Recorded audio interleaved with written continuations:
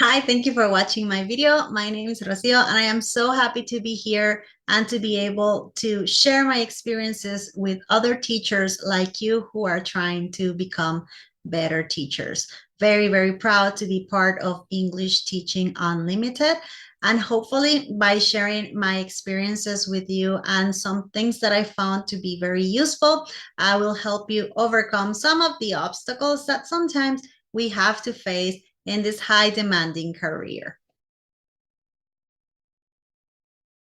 So in today's presentation, I would like to share my journey with you as a non-native teacher and how I dealt with some insecurities and I managed to leave them behind, and how I turned those insecurities into strengths to be able to help my students grow. So let's get to it. Okay, so let's start by introducing myself. My name is Rocio. I am from Costa Rica, where I became a certified ESL and EFL teacher in 2010. I have been teaching ever since, but I moved to Antigua, Guatemala in 2015. Why teach English? Being a teacher was something that I always wanted to do. Since I was a little girl, I enjoyed playing school and taking the role of a teacher.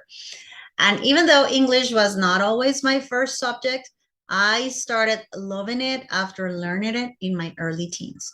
Actually, I at first disliked studying English very much. I was not happy about it. But with time, I changed my perspective and I started loving it. I felt very passionate about helping my classmates before an exam, and I found it very easy to explain the content to them. So that always made me feel good. It was very rewarding to be able to help my friends, and they always told me how they found it very, very helpful when I helped them before a quiz, before an exam, or with homework. So this is me, age 16, when I was studying English. And that's when I started enjoying learning English. So I wasn't that young, but it was a good point in my life. So becoming a teacher, it took me a while to decide to become a teacher. Before making the decision, I tried other career paths. I worked in other industries, but I always felt like something was missing. So teaching was always in the back of my head, and I always wondered what it would be like to be a teacher. By this time, I was already pretty fluent in English. So I thought, because I like the language very much, I thought that it would be a good idea to teach it and to help others like me, since I always enjoyed teaching it to my friends and just being in charge of helping others. So when I finally decided to train to become a teacher, I had to go through a selection process. That was kind of stressful. I also dedicated 100% of my time to study and learned so much information in a language that was not my first and that I hadn't spoken in a while. I was fluent, but I didn't speak it regularly. So, it's not the same as living in an English speaking country where this is just part of your everyday life. So I was ready to face new challenges, but I was determined to accomplish it. I'm not going to lie, it was very hard, it was very demanding, and it was very stressful. In fact, in my class, there were only two of us who were not native speakers. That's us. But it was possible, and we did it. So let's talk about the early days. When I started teaching, it was so interesting. I finally started feeling comfortable in the classroom. I felt like I belonged there. I loved it. The emotions, the experiences were so new and so intense, but I always ended up feeling satisfied after a class. I was tired and overwhelmed with all the new information and the long hours. But the time I got to spend doing my teaching practice and sharing with my students made it all worth it. I really loved it and enjoyed every second of it. Although the first times I had to stand in front of a classroom, I have to accept I was petrified. It was terrifying to be there in front of a group of people that are hoping for you to teach them and to explain all or answer all of these questions to them. But it was all worth it. So the first doubts, oh, of course, out of nowhere came self-doubting. Being in a classroom is a big responsibility. And I started wondering what I would do if one day a student asked me a question that I couldn't answer. After all, this was not my first language.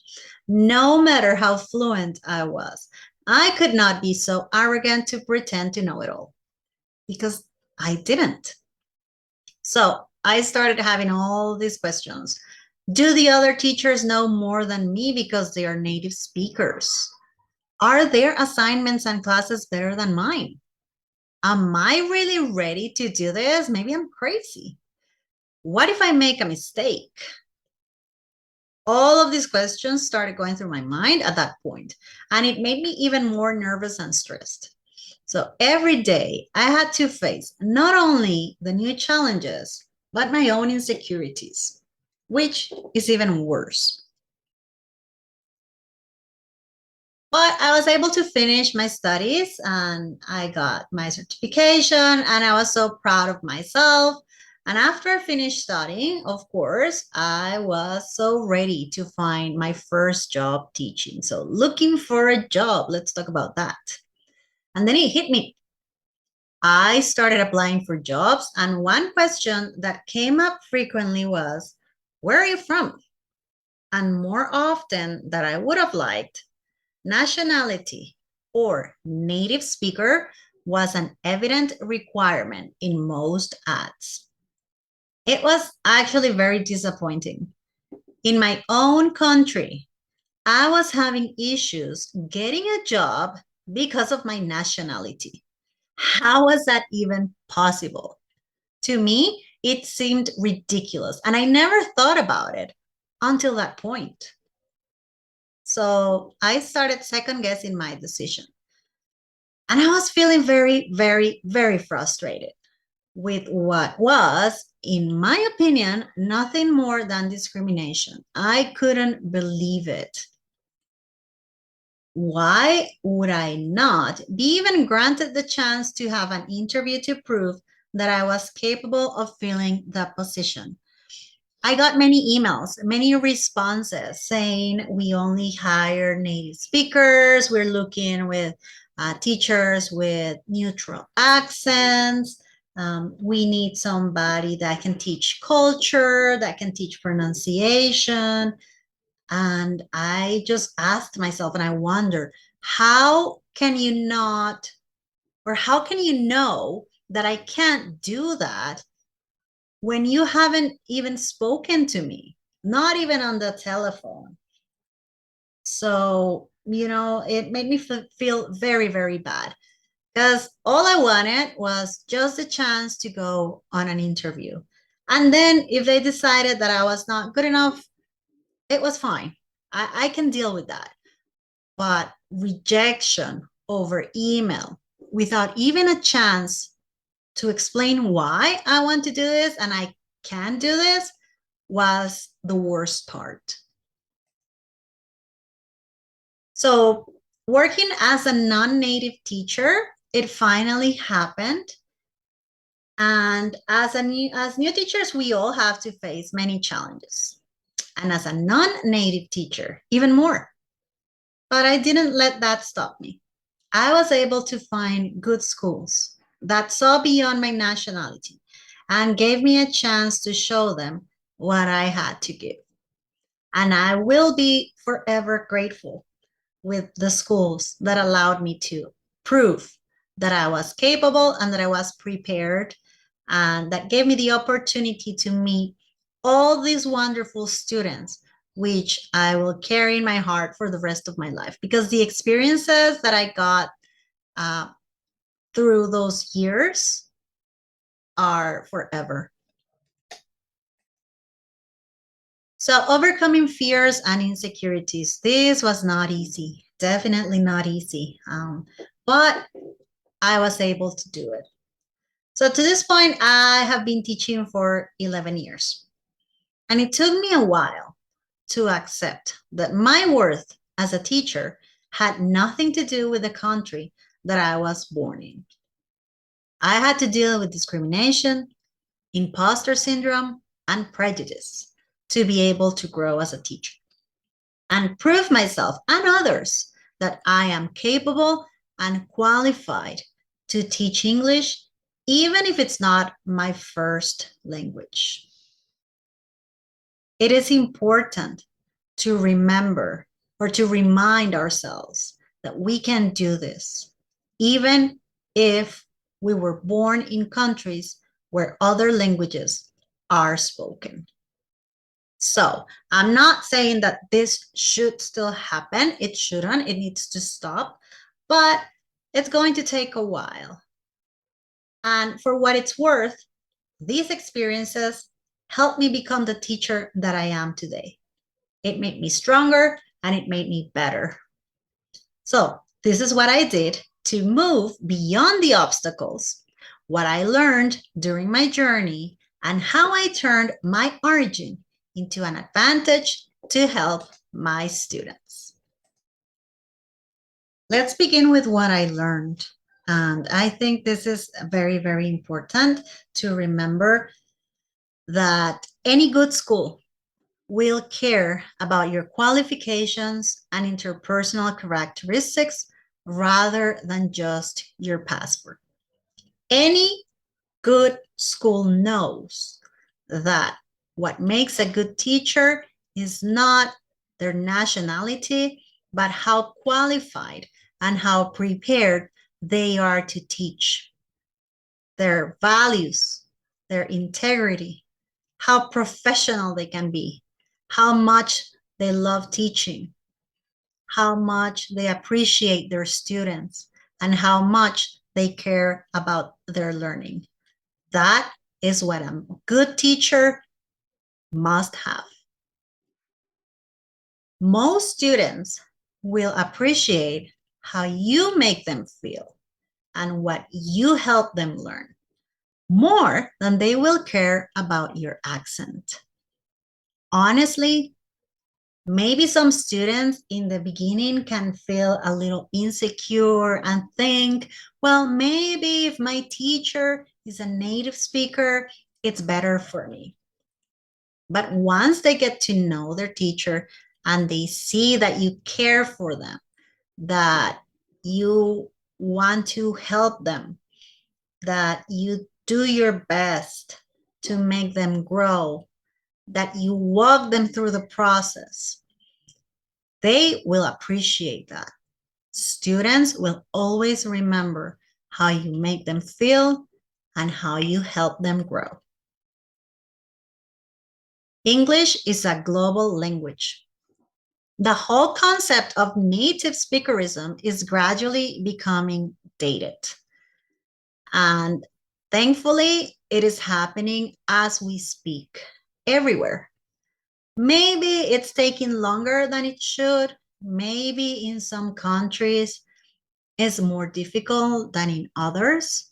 And actually, that's one of the main reasons I left my country and I moved to Antigua, because I found it easier to get a job here than I did over there.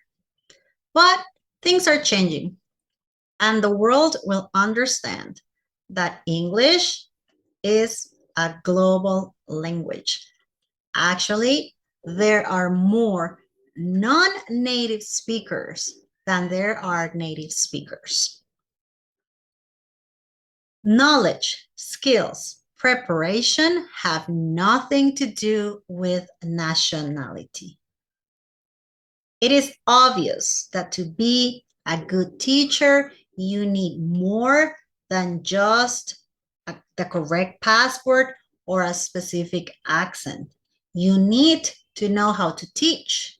You need to be ready to teach. It's not just about being born somewhere and then being thrown into a classroom. So remember, it has nothing to do with nationality. So let's talk about my tips to overcome imposter syndrome as a non-native teacher. First of all, we need to be humble. We need to accept that we don't know it all. If we think about it, we don't even know it all in our first language. Every day we learn new words, new concepts, new rules that maybe we didn't know before. And that's okay. We don't have to know it all. So if we don't know everything in our first language, why should we know everything in English?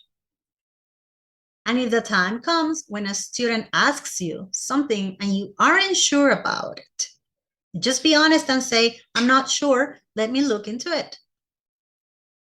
Students will appreciate your honesty.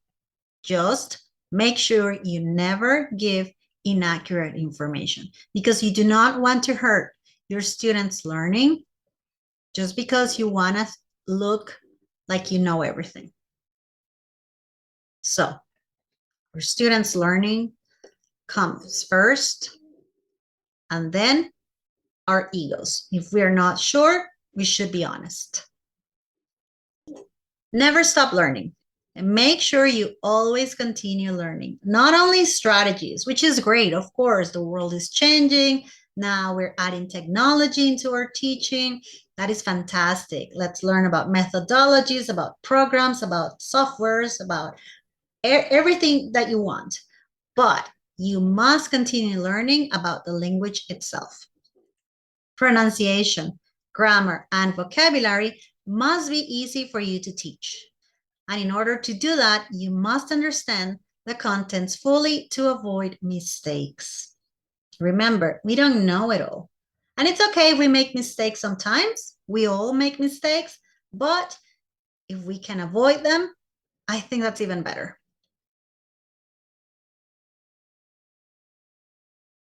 Be prepared. Always be prepared for each lesson. Think ahead about any possible questions, struggles, or doubts that your students or you may have. Being ready will give you the confidence to remember you know what you're doing and not just winging it. And it is very common, and sadly, I've seen it many times. And I say this without judgment, but more times than I would like to accept, I have seen non-native teachers making major mistakes.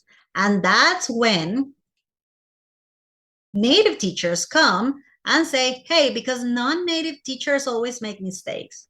And it's not like native teachers don't make mistakes, because sometimes they do. Like I said before, everybody makes mistakes. But that's the main reason why non-native teachers get criticized, because we're making obvious mistakes that we shouldn't be making. If we are teachers, we really need to be prepared. So mistakes should be avoided as much as possible. And always give your best. Do this for you and your students, not for an industry that is full of prejudice and stereotypes. Forget about the industry. You're doing it for you and you're doing it for your students. The satisfaction of knowing you're giving your best in every class is priceless, and nothing can beat that. Being prepared and giving your best will give you the confidence to know that you are a fantastic teacher. You know what you're doing and you're capable of doing this. So, how I turn my origin into an advantage to help my students. Instead of feeling insecure about not being a native speaker, I decided to focus on teaching other Spanish speakers like me. As a native Spanish speaker, I can relate to their most common struggles, both grammatically and phonetically. I can help them identify and find patterns to facilitate their learning. I can connect our culture to the Anglo-Saxon culture. And during their most difficult times, I can explain hard to get concepts in our first language, just to avoid frustration. I do try to avoid speaking Spanish as much as possible, but sometimes I think it can be beneficial to some students, especially with things that can be really difficult to understand or concepts that can be quite confusing or complicated. So why not? If we can make it easier for our students to learn something and to remember it just with a little help of our first language, then give it a try. They will remember and they will appreciate it. I started my own English learning program, especially for them, and the results have been great. So, should being a non-native English teacher be considered a disadvantage? Definitely not. Believe in yourself. You know what you're doing. You're ready. You're capable. And you are prepared. Leave that imposter syndrome aside because you can do it. No matter where you're from, no matter if you're native or non-native, if you are a good teacher, if you do it with passion, with love, if you get prepared, if you know what you're teaching, if you care about your students, that's all that matters.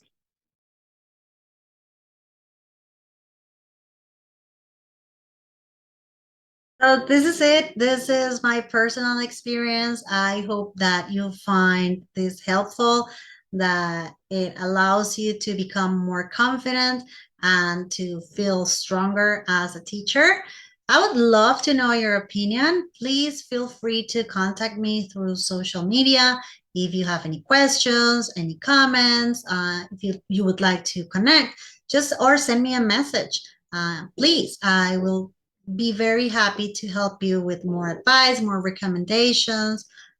So hopefully you will enjoy the rest of the summit and you will find all of this information super helpful to help you become the best teacher you can be.